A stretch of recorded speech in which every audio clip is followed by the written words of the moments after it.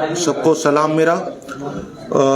आज हाज़िर हुए हैं, कुछ फूड डिपार्टमेंट के हवाले से कुछ बातें करनी थी, क्योंकि पिछले दिनों गवर्नर साहब ने कोई प्रेस कॉन्फ्रेंस की जिसमें बोला कि यहाँ मिलों को शायद गंदम कम दी जा रही है। एक्चुअली इनके जो दाएं बाएं जिनको ये सेनेटर नहीं बना सके बैठे हैं, वो इनको गलत फीडिंग देते हैं और मैं कहूँगा उनकी एटीएम मशीन्स को बेसिकली खुश करने के लिए वो प्रेस कॉन्फ्रेंसेस करते हैं। फिगर्स उनको कुछ पता है नहीं, इन्फॉर्मेशन कुछ है नहीं, नॉलेज कुछ चीज़ की है नहीं, और आकर मिसगाइड करके एक मीडिया के सामने गलत बयानात देकर लोगों को मिसगाइड करते हैं। गवर्नर साहब ने बोला कि शायद कराची को गंदम कम दी गई है और कहा कि फैक्ट्स एंड फिगर्स। मैं उनसे पूछूंगा, आपके पास फैक्ट्स एंड फिगर्स कौन से हैं? कब उनको गंदम कम दी गई? हर महीने का पॉपुलेशन वाइज कोटा होता है। टोटल इस वक्त तक तकरीबन मेरे ख्याल में 30 से 35 लाख, जैसे हम बोलेंगे 3.5 लाख मेट्रिक टन के करीब कराची को गंदम प्रोवाइड की गई है। और जो ये बात कर रहे हैं कि पिछले महीने शायद 100 टन कम दी गई, तो मेरे भाई को ये नहीं पता कि 29 दिसंबर को एक और नोटिफिकेशन निकला जिसमें 6000 मेट्रिक टन और एक्स्ट्रा कराची को दी गई, बाकी सिंध के शहरों से। जैसे कंजम्पशन बढ़ती है, जनवरी का महीना, दिसंबर का महीना गंदम ज़्यादा दी जाती है। और गवर्नर साहब को मैं एक और चीज़ भी बता दूं कि सिंध गवर्नमेंट आटा प्रोवाइड नहीं करती है, सिंध गवर्नमेंट गंदम प्रोवाइड करती है। ये जो बोल रहे थे कि 100 टन आटा कम दिया, भाई जो आपके दाएं बाएं बैठे थे आटा वो बनाते हैं। हम उनको भी गंदम देते हैं मगर वो आटा प्रोवाइड नहीं करते हैं लोगों को। उनकी चोरियां छुपाने के लिए वो सिंध गवर्नमेंट पर ब्लेम डालते हैं। फिर बात करते हैं कि हमारे पास इंपोर्टेड गंदम है, आप वो ले लें। मैं डिमांड करूंगा कि उस गंदम जो इंपोर्टेड गंदम है उसका बकायदा सर्वे किया जाए और देखा जाए कि वो गंदम खाने के लायक है या नहीं है, क्योंकि ये एक और स्कैम खुलने वाला है बहुत जल्दी। ये जो इंपोर्ट की गई है बाहर से, यूक्रेन वगैरह से गंदम, इसके सैंपल्स लिए जाएं, इनको लेबोरेटरी से चेक कराया जाए और जो गंदम सिंध प्रोवाइड कर रही है, सिंध गवर्नमेंट प्रोवाइड कर रही है, उसके भी सैंपल्स लिए जाए और कंपेयर किया जाए। और जहां तक शॉर्टेज की बात है, शुक्र अल्हम्दुलिल्लाह सिंध गवर्नमेंट के पास मार्च तक का अपनी व्हीट है और मार्च तक वो मिलों को फीड करेगी पूरी सिंध को। जो 5 महीने का कोटा हर साल देती है मिल्स को, वो बाकायदा है। अगर गवर्नर साहब को इतना दर्द है, 100 टन के पीछे इतनी बड़ी प्रेस कॉन्फ्रेंस कर रहे हैं, मैं बोलूँगा अगर सिंध के लोगों का इतना दर्द है, कभी गैस पर भी प्रेस कॉन्फ्रेंस कर लो, कभी पेट्रोल की प्राइसेस पर भी प्रेस कॉन्फ्रेंस कर लो, कभी बिजली के बुरहान पर भी प्रेस कॉन्फ्रेंस कर लो, कभी शुगर के बुरहान पर भी प्रेस कॉन्फ्रेंस कर लो। आप वफाक के नुमाइंदे हैं, आप इधर सिंध में बैठे हैं, तो आपका फर्ज बनता है ये सारी चीज़ों के ऊपर भी आप प्रेस कॉन्फ्रेंस करें। ये कहना कि गंदम कम दी जा रही है, ये बिल्कुल गलत है।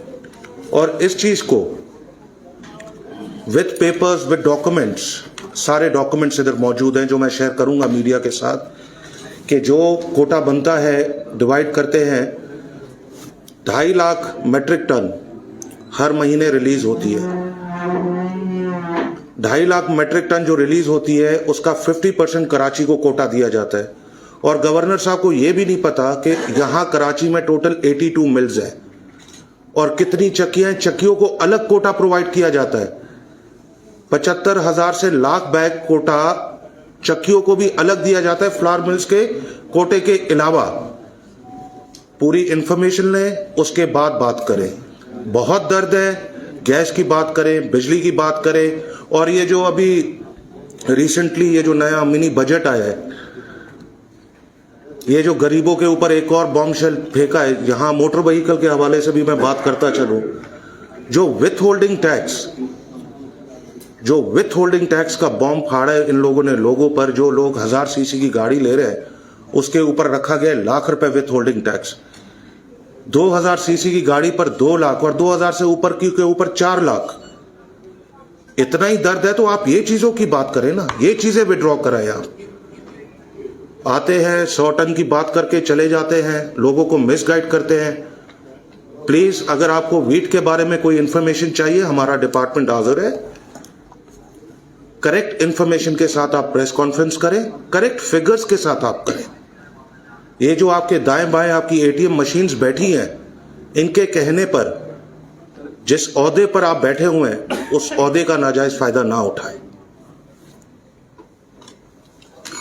मैं थोड़ा सा बस इसमें ऐड कर दूं, जो मुकेश ने बात की है उसमें, कि ये तो वफाकी हुकूमत का वतीरा है कि लोगों की तवज्जो अवामी इशूज़ से, अवाम के मसाइल से हटाने के लिए बेपरती वो कहानियाँ लाते हैं, बेतुकी बातें लाते हैं और वह इन्हें जवाज़ गढ़ते हैं। इमरान खान की सियासत का आगाज़ इस बात पे हुआ कि बाकी सारे चोर हैं, डाकू हैं, करप्ट हैं और मैं एक फ़रिश्ता हूँ और मैं इस मुल्क से करप्ट लोगों का ख़ात्मा करूँगा और करप्शन का ख़ात्मा करूँगा।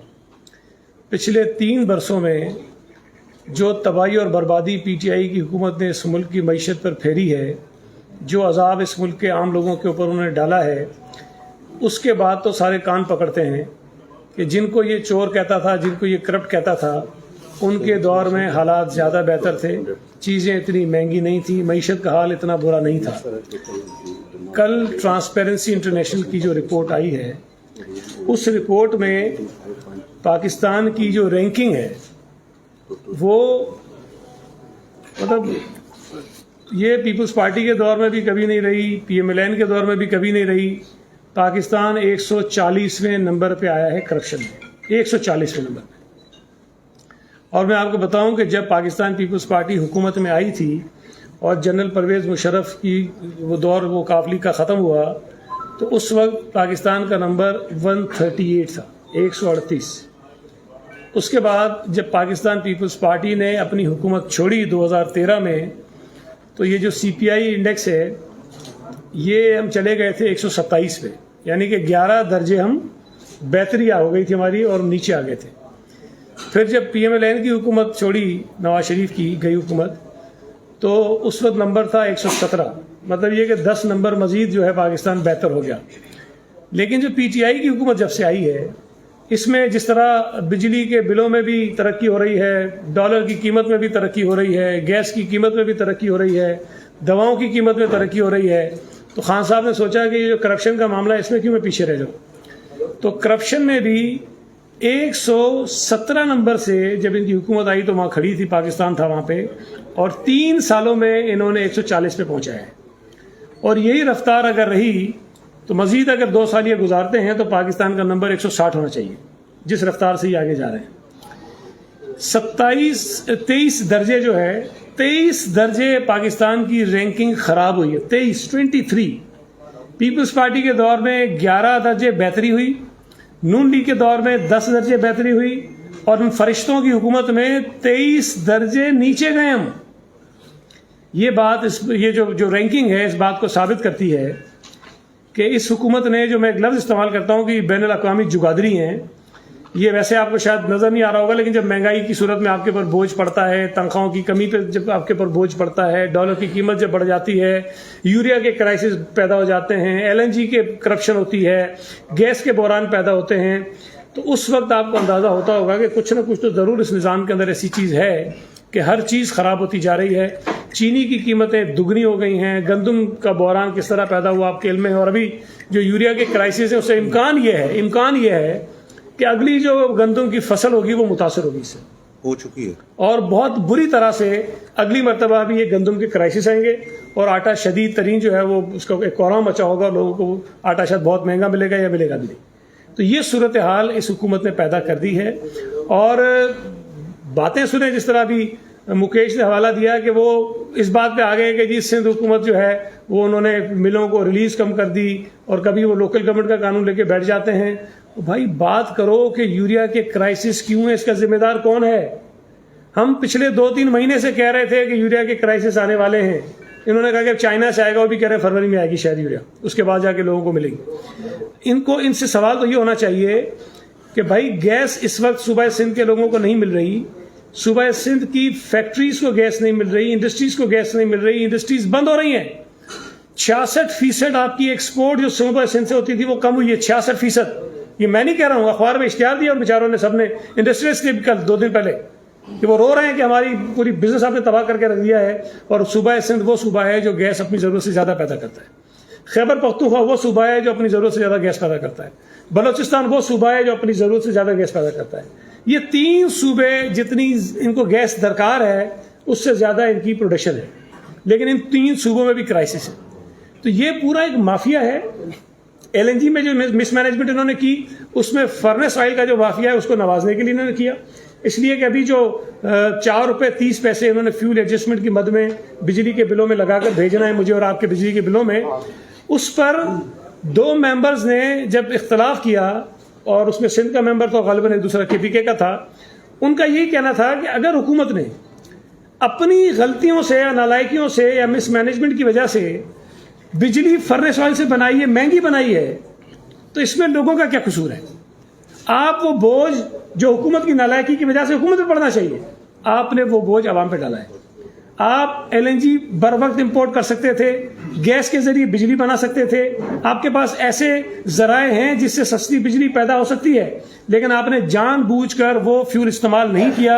और फर्नेस ऑयल का जो पूरा माफिया है वो फर्नेस ऑयल के जरिए आपने बिजली बनाई और महंगी बनाई। नतीजतन ये हुआ कि 4 रुपये 74 पैसे पिछले महीने और 4 रुपये 30 में से इस महीने फ्यूल एडजस्टमेंट की मद में जो है हम अपने बिलों में अदा करेंगे। ये बहुत बड़ा रैकेट है, और ये इमरान खान के जो ATMs हैं उन्होंने इस मुल्क की मैशत को लूट कर इस नैज में पहुंचा दिया है कि लोग मजबूरी में बेरोजगारी की वजह से, गुर्बत की वजह से खुदकुशियां करने पर मजबूर हो गए। और यहाँ आप देखें कि इन इशूज पर कोई बात नहीं करता।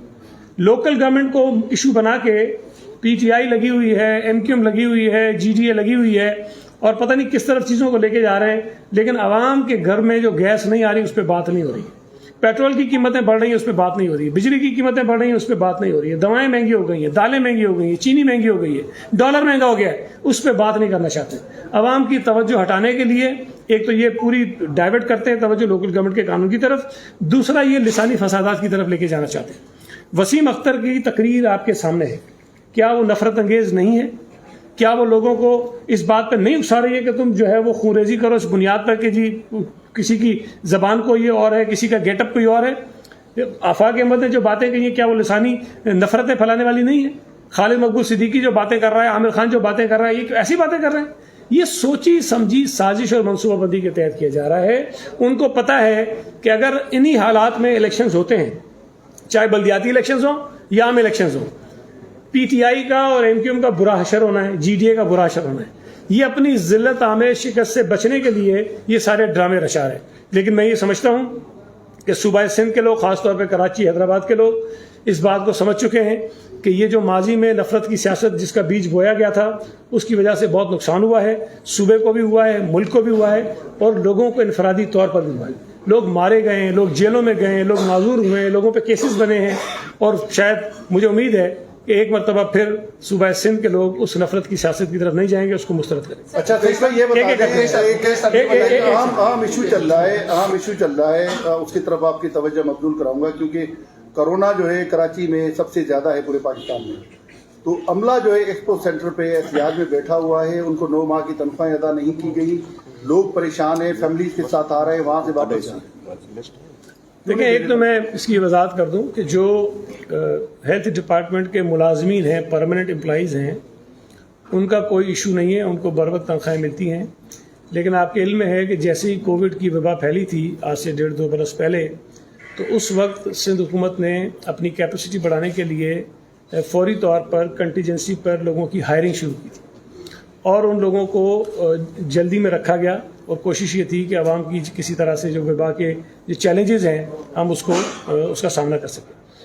अच्छा, ये जितने मुलाजमीन हैं जो एहतजाज कर रहे हैं, ये सारे कंटीजेंसी पे रखे गए मुलाजमीन हैं, और इशू ये है कि इनकी रिलीज़ भी तनख्वाहों की हो गई है, लेकिन AG ऑफिस ने कुछ उसके ऊपर एतराज़ात लगाए हैं, और हेल्थ डिपार्टमेंट उन एतराज़ात को दूर करने की कोशिश कर रहा है। उम्मीद है कि एक आध दिन के अंदर वो सारी जो रिक्वायरमेंट है वो पूरी कर ली जाएगी और उनकी तनख्वाहें जो है रिलीज हो जाएगी। मुकेश साहब, गवर्नर साहब ने प्रेस कॉन्फ्रेंस में ये भी इल्जाम लगाया कि आपने 11 लाख टन गंदम जो है स्टॉक में रखी हुई है, जिसकी वजह से सिंध में आटा 83 है और पंजाब में आटा 63 है।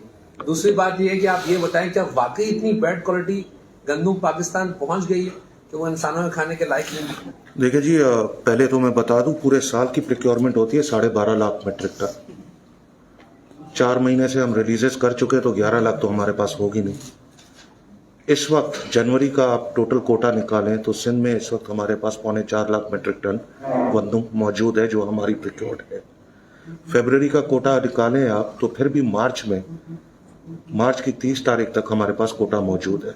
मार्च में नई फसल आना शुरू हो जाती है ठट्ठा, बदीन, सजावल, गारो साइड से।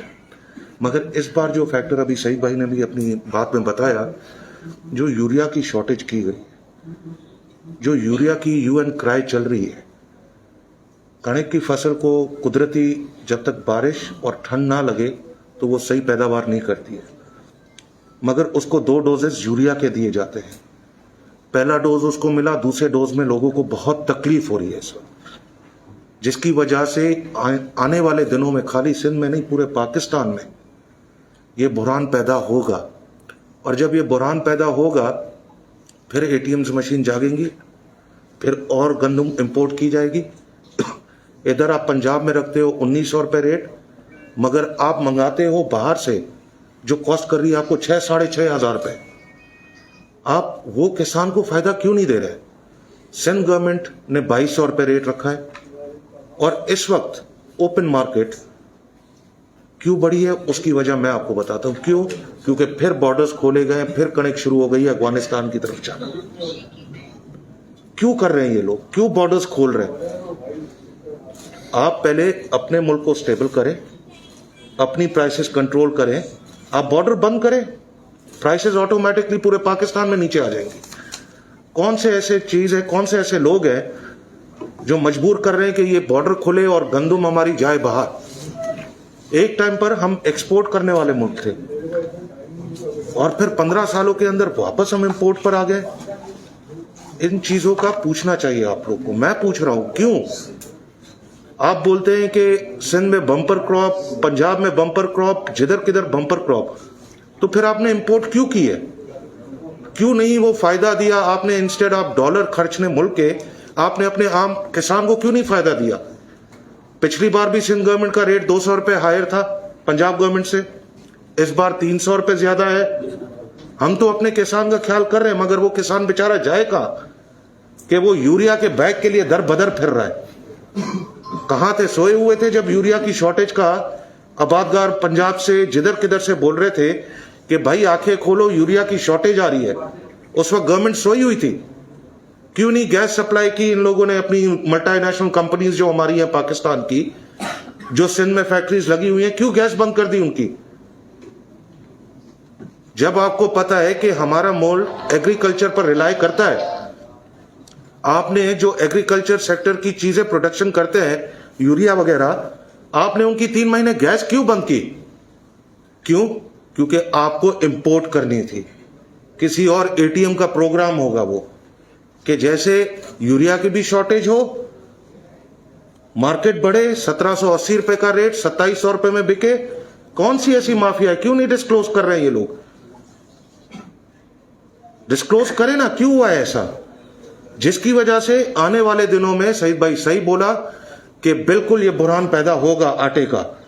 जब आपकी गंदम की पैदावार कम होगी तो जाहिर बात है, जब गंदम की पैदावार कम होगी, हमारी जो कंजम्पशन है हर साल बढ़ती है, और जब हमारी प्रोडक्शन ही कम होगी तो मजबूरन हमें इंपोर्ट करना पड़ेगा। और इंपोर्ट कौन करता है? फेडरल गवर्नमेंट करती है, सूबाई गवर्नमेंट्स नहीं करती है। तो ये आने वाले दिनों में एक और प्लानिंग चल रही है। और जहां तक क्वालिटी की बात है, बिल्कुल जी, यूक्रेन की जो व्हीट है उसको खाने के लिए 70% गंदम हमें अपनी लोकल मिक्स करके यूज करनी पड़ती है। 70-30 का रेशियो होता है, क्योंकि माशाल्लाह हमारे मुल्क को अल्लाह ने इतना नवाजा है कि हमारी जो गंदम, हमारी जो ज़मीनों में गंदम पैदावार होती है वो it is top of the line quality की गंदम होती है। शुक्र अल्हम्दुलिल्लाह, टॉप ऑफ द लाइन। और जब हम एक्सपोर्ट करते थे तो यूक्रेन की गंदम से हमारे रेट $30 $40 पर मेट्रिक टन ज्यादा में जाती थी गंदम, और आज ही वो 386 रुपए के हिसाब से पर मेट्रिक टन के हिसाब से आप इंपोर्ट कर रहे हैं। अपना ज़र मुबादला भी आप खर्च रहे हैं, वही अरबों रुपए अगर आप फार्मर को परचेजिंग में ज्यादा दे दें तो आपका आम फार्मर खुशहाल होगा, आपका मुल्क खुशहाल होगा। अच्छा सर, ये बताइए कि सेक्रेटरी साहब ये बताइएगा, जमात इस्लामी ने सेकंड फेज का ऐलान किया है, 5 शाहराहों पर जो है वो धरना देंगे और 28 को ये national highway, super highway, university road, Shah Faisal, Manipur road को बंद कर देंगे, क्या कहेंगे इस पर? देखिए, मैं ये समझता हूँ कि ये बहुत ही खैर दानिशमंदाना और गलत फैसला होगा अगर वो ये करते हैं, इसलिए कि अगर आप मेन शाहराहें बंद करेंगे तो आप कराची शहर के लाखों लोगों को तकलीफ में डालेंगे। पुरअमन एहतजाज का हक सबको है, लेकिन मैं बार बार कहता हूँ कि आपका हक वहाँ ख़त्म हो जाता है जहाँ किसी और का हक शुरू होता है। सड़कों पर ट्रैफिक रोकना किसी तौर पर भी जायज़ नहीं है, और मैं तो उनसे गुजारिश करूँगा कि कोई मुनासिब तरीका, यहाँ बैठे हैं ना, हालांकि ये भी गलत है, रेड जोन में है, नहीं बैठ सकते, बैठे, हम नहीं कुछ कह रहे हैं, लेकिन ये तो ज़्यादती होगी और ये तो मतलब उकसा रहे हैं कि जी हुकूमत या जो इदारे हैं इनको ज़बरदस्ती रोकें और वो ना करने दें। अब अगर कोई इस बात पे तुला हुआ है कि मैं दीवार में टक्कर मारूंगा तो उसको रोक तो नहीं सकते, लेकिन मैं ये समझता हूँ कि ये कराची के लोगों के साथ ज़्यादती होगी, ये नामुनासिब बात है। आप अपना एहतजाज रिकॉर्ड करवा रहे हैं, आप बैठे हैं, आपको हक आप करते रहिए, जलसे कीजिए, जुलूस कीजिए। एक मरतबा पहले भी उन्होंने यूनिवर्सिटी रोड पर बगैर किसी इजाज़त के, मेन यूनिवर्सिटी रोड के ऊपर जो है वो जलसा कर दिया बगैर किसी को बताए हुए, चले वो भी हो गया। लेकिन अगर आपकी नीयत ये है कि हम कराची के लोगों को तकलीफ में डालना चाहते हैं तो फिर इस बदनीयती का तो मैं कोई जवाब नहीं दे सकता। मैं समझता हूँ कि मुनासिब बात नहीं है। अच्छा साहब, ये बताइए क्राइटेरिया फ्लोर मिल्स का क्या है? ये कानून बनाया जा रहा था कि जो डिफाल्टर मिले हैं या जिन्होंने प्ले बार्गिंग की है या जो 6 महीने से बंद है उनको जो गंदम है वो, इस तरह से कोई कानून बन गया है, कानून साजी? जी बिल्कुल, एक कैबिनेट का डिसीजन था कि जितने भी डिफॉल्टर्स हैं मिले हैं उन डिफॉल्ट मिल्स को बिल्कुल ब्लैक लिस्ट करके नहीं दिया जाएगा, और इनमें से कुछ मिलों ने हाई कोर्ट से ऑर्डर्स किए, हाई कोर्ट ने ऑर्डर किया कि भाई इनको प्रोवाइड की जाए। तो जो मिले मेरे ख्याल में आउट ऑफ 42 या 45 मिल्स में से टोटल 6 या 7 मिलों को परमिशन मिली है, बाकी सब अभी तक ब्लैक लिस्टेड है और उनको कोटा प्रोवाइड नहीं किया जा रहा, और ये कैबिनेट का डिसीजन है। ओके साहब, पीटीआई बाहर दान दे इल्जाम दान अटे जेका खोटा वापसा अंतराजो कई आहे सिंध हुकूमत, उन सां गॾो गॾु उन्हनि इहो बि इल्ज़ाम आयो आहे त यूरिया भाण जी खोट जी जेका ज़िम्मेवार आहे उहा सिंध हुकूमत आहे, छाकाणि त सिंध मां ॿियनि मुल्कनि लाइ सिमगनी थी आहे। वाकई जो साईं, मुंहिंजे ख्याल में त इन्हनि खे ॿियो कोई कमु आहे कोन, बसि सिंध गवर्नमेंट, और निंड में भी सिंध गवर्नमेंट यादि थने न, उथंदा भी सिंध गवर्नमेंट यादि थने, सब जगह ते सिंध गवर्नमेंट यादि थने। जेको जो काम ये गलत करते हैं, यूरिया है फेडरल गवर्नमेंट का सब्जेक्ट, डीलर्स को प्रोवाइड करती है कोटा सिस्टम पर कंपनियां, तो खाली सिंध से क्यों स्मगल हुई? क्या डीलर्स पंजाब में नहीं है, डीलर्स बलोचिस्तान में नहीं है, डीलर्स केपीके में नहीं है, खाली क्या यूरिया सिंध में यूज होती है? तो जो ये चीज गलत करते हैं और कुछ नहीं है भाई, वो होते हैं ना भाइयों में बड़े भाई छोटे भाई, तो बड़ा भाई भी गलत करेगा, छोटे को मारेगा, तुमने गलत किया है। तो ये उठकर इनका काम ही यही है, इनको और कोई काम धंधा है नहीं, पता कुछ है नहीं, तो जो चीज है बस इनके ऊपर इल्जाम लगाते हैं। अभी ये आपको शायद ये भी खबर आ जाएगी कि ट्रांसपेरेंसी की रिपोर्ट आई है ना, वो भी सिंध में है। हाँ, वो भी सिंध की वजह से होगी।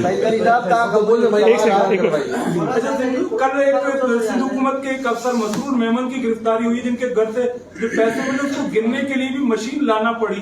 तो सूबाई हुकूमत का अपना एंटी करप्शन का महकमा था, उसमें तो विफाकी हुकूमत का कोई किरदार नहीं था। ऐसे लोगों को गिरफ्तार नहीं करती कि उनके खिलाफ कार्रवाई नहीं, बल्कि उनको आखिर तक पोस्टिंग दी जाती रही, इसकी क्या वजह थी?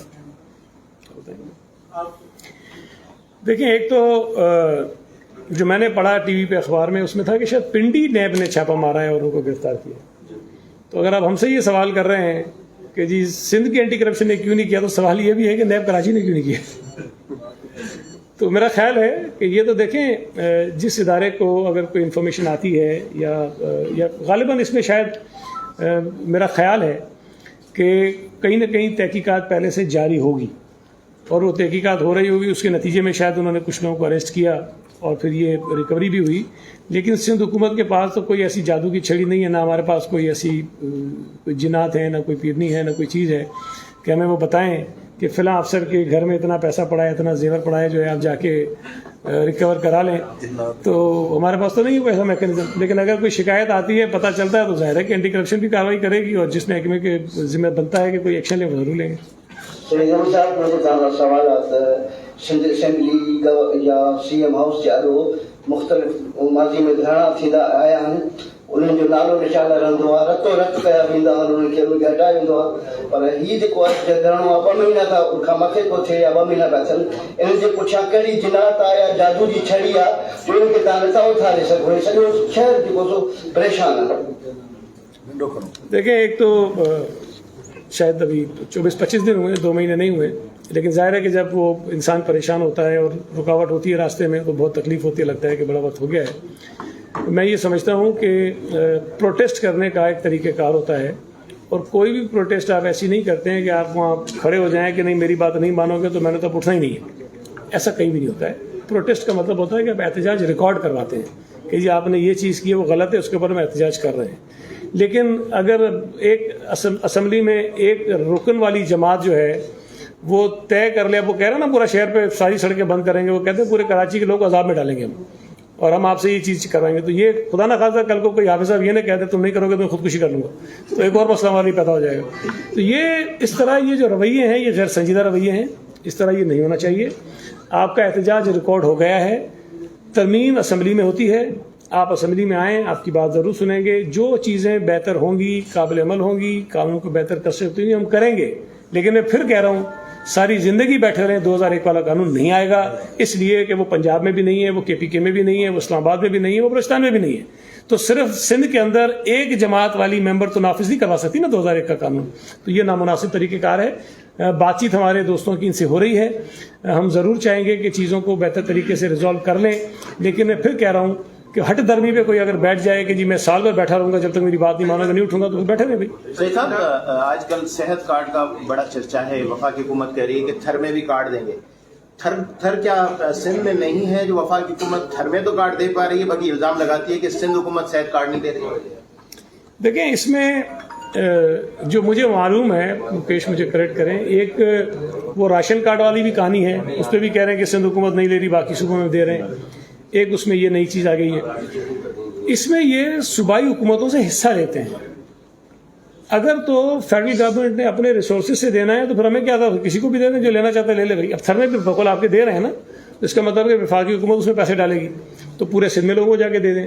लेकिन बुनियादी एतराज़ हमारा ये है कि इस तरीके से आप अपने सरकारी हॉस्पिटल्स को बिल्कुल उनसे लाताल्लुक़ हो जाएंगे। और ज़रूरत इस बात की है कि हर हुकूमत अपने सरकारी इदारों को बेहतर करे, मजबूत करे, उनको इस काबिल बनाए कि वो आपके शहरियों को बेहतर सेहत की सहूलतें फराहम कर सकें।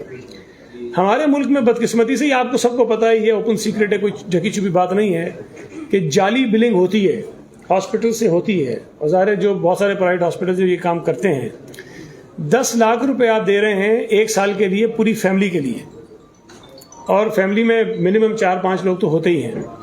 खुदा न करे कि अगर उस फैमिली के किसी एक फ़र्द को ऐसी कोई बीमारी लाहक हो जाए जिसके ऊपर ख़र्चा 10 लाख से ज़्यादा आता हो, जो आजकल अगर किसी को हार्ट अटैक भी हो जाए तो उसके ऊपर भी ज़्यादा पैसे लग जाते हैं, तो वो एक शख्स के इलाज के लिए भी 10 लाख रुपए आपके नाकाफ़ी हैं। तो बाकी साल में फैमिली के बाकी मेंबर्स क्या करेंगे?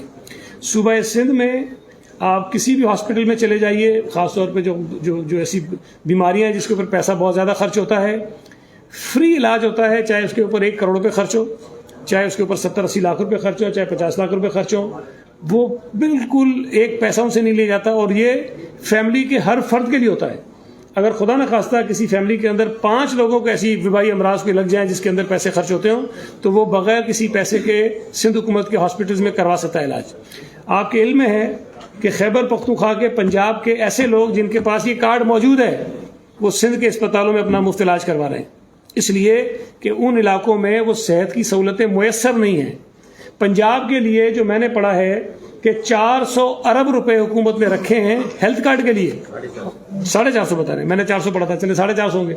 अब मुझे बताइए 400-450 अरब रुपए से अगर हुकूमत ने अस्पताल बनाना शुरू कर दे पंजाब में, तो कम से कम 15-20 तो बड़े अच्छे हॉस्पिटल बन सकते हैं ना, जो लोगों को मुफ्त इलाज की सहूलतें दे सकते हैं और अनलिमिटेड दे सकते हैं, पैसे की कोई कैद नहीं होगी। ये भी एक बहुत बड़ा माफिया है और देखेंगे आप कि इसके अंदर बहुत बड़े केसेस आएंगे सामने, और ये भी अपने एटीएम्स को नवाजने का एक तरीक़ेकार है।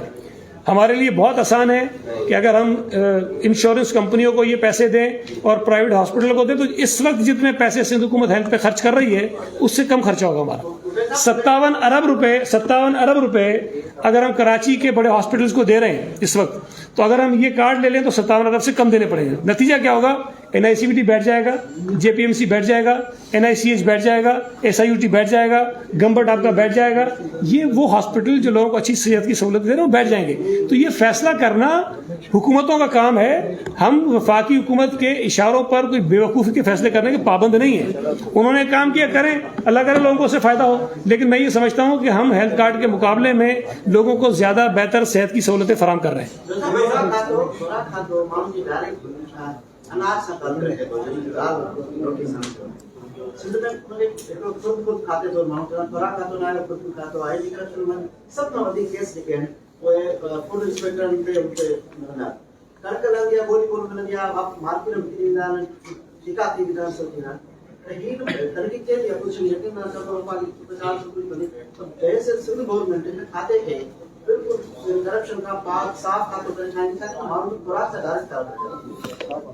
बिल्कुल